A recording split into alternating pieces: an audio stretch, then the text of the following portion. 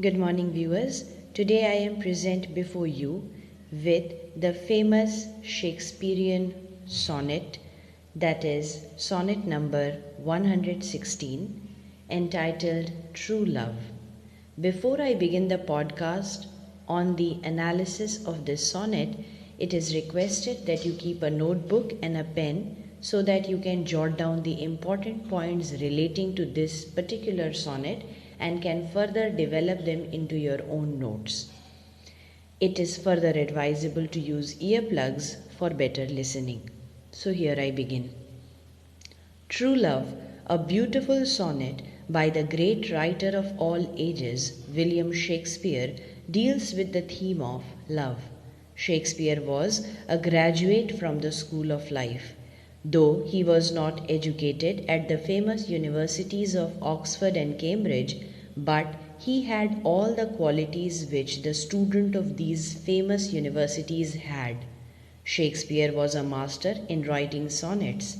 His sonnets were dedicated to dark lady and fair youth, Mr. W.H.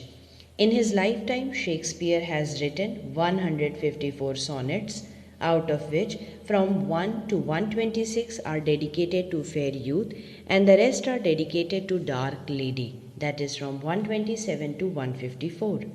In this sonnet, Shakespeare has taken the theme of love, one of the most prevalent and common themes during his age.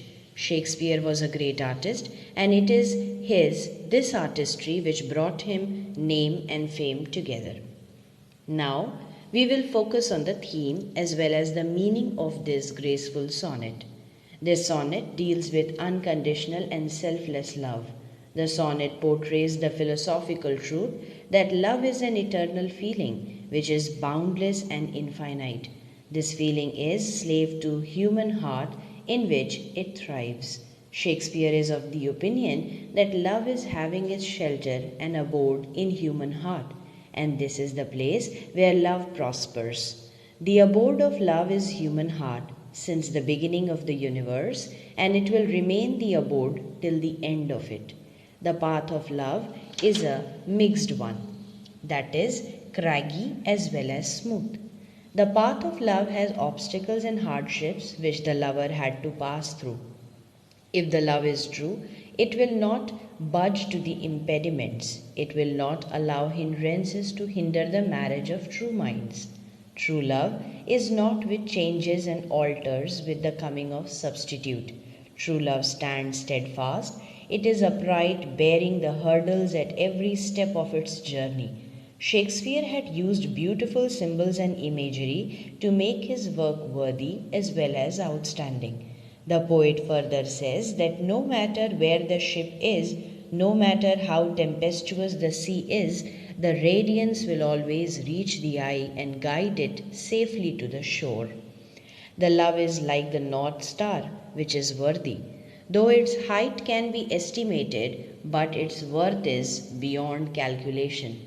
Love can be regarded as an extended metaphor which compares human relationships as priceless cargo carried during a mortal journey.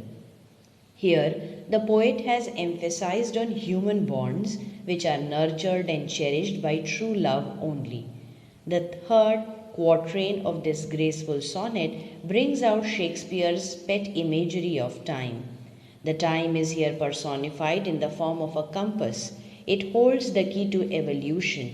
Human being is bound in the cycle of birth and death, and thus is subject to decay and destruction. But the feeling of love, which exists in the heart of two persons, are never decayed. If the two persons are true to one another, just as true love is a treasure which the time cannot bear down and art cannot overspare for. Time takes away everything except true love. The concluding couplet of the sonnet presents a different idea.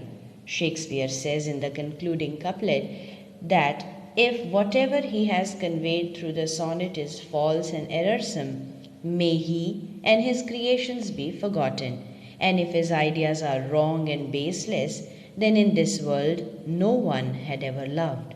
The language of poet is metaphorical and poetical. Shakespeare had succeeded in presenting his ideas very precisely and accurately through the sonnet. Time and love are personified in the sonnet. Enjambments are also employed by the poet. The concluding couplet has all the sympathy which the reader witnesses while analyzing it. Rhetorical questions and alliterations are used. Altogether, the sonnet had been able to serve its purpose of explaining the meaning of true love. So, this was the analysis of the famous Shakespearean sonnet number 116. I hope this podcast proves to be of help to each one of you in understanding this sonnet in a better way. Please do like, share, and subscribe to the channel, and in the comment section below, share your feedback or any questions. Thank you for your valuable time. Here's wishing you a great day ahead.